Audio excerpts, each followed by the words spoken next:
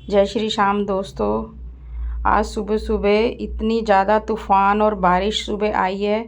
बहुत देर तक बारिश लगती रही है, खूब बादल गरजे हैं। और मैंने एक हफ़्ते से कपड़े भी नहीं धोए थे, मुझे कपड़े भी धोने थे।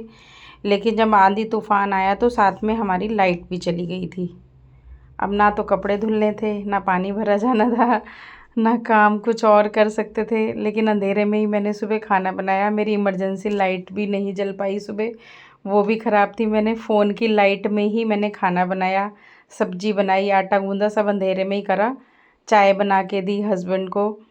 बट ये है कि 8 साढ़े 8 बजे फिर लाइट आ गई थी। साफ़ सफाई फिर मैंने लाइट आने के बाद ही की है। और हस्बैंड के जाने के बाद उनको भेज के तब मैंने मशीन लगाई है। इतने ढेर कपड़े एक हफ़्ते के थे, मैंने एक हफ़्ते के कपड़े धोए हैं। लेकिन धूप नहीं थी बिल्कुल भी। दोपहर बाद धूप निकली है तो कपड़े मेरे अभी तक भी सूखे नहीं हैं। 1 घंटा पहले मैं देख के आई थी तो कपड़े अभी सारे गीले ही पड़े थे। और फिर हमारी छत पे धूप भी शाम को 4 बजे के बाद से हट जाती है। अभी जब मैं गई थी छत पे तब तो धूप आ रही थी, लेकिन उसके बाद से 1 घंटे बाद तक धूप चली जाती है फिर। और छत भी इतनी गंदी हो रखी थी, पहले से छत बहुत गंदी थी।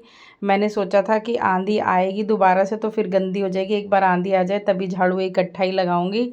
लेकिन आंधी भी आ गई, साथ में सुबह सुबह बारिश भी आ गई और वो छत मेरी और ज़्यादा गंदी हो गई है धूल मिट्टी से। अब ये थोड़ा सा सूखेगी तो कल मैं इस छत की अच्छे से सफाई करूँगी। और आंधी तूफ़ान आने की वजह से सारे पौधे मेरे ख़राब हो गए हैं, टेढ़े मेढ़े हो गए हैं।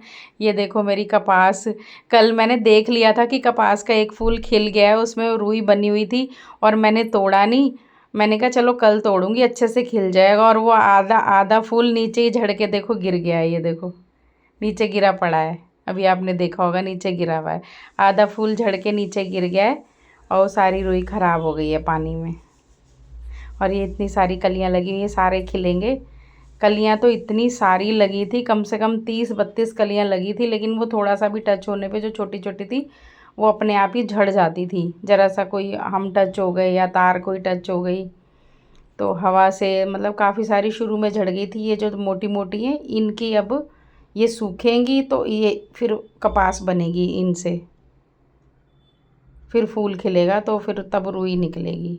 और छत बहुत ज़्यादा गंदी है, अब ये गीली गीली हो गई है। अब कल ये थोड़ा सा सूखेगी, कल या परसों में, तब मैं झाड़ू लगाऊंगी। ये देखो पौधा मेरा कैसे टेढ़ा हुआ पड़ा है हवा तूफ़ान से। और कपड़े इतने सारे थे और पूरी छत भर गई है, तारें भर गई हैं। लेकिन सूख नहीं रहे हैं कपड़े क्योंकि धूप ने बहुत लेट निकली है। ये देखो मैंने पुदीना लगा रखा है, देसी पुदीना है ये। और मैंने थोड़ा तोड़ भी लिया है। अब इसकी मैं चटनी बनाऊंगी आज शाम को। बहुत अच्छी खुशबू आती है इस पुदीने की। बाज़ार वाला मुझे नहीं पसंद है, मैं तो इसी की ही चटनी बनाती हूँ, इसी का मानी बनाती हूँ।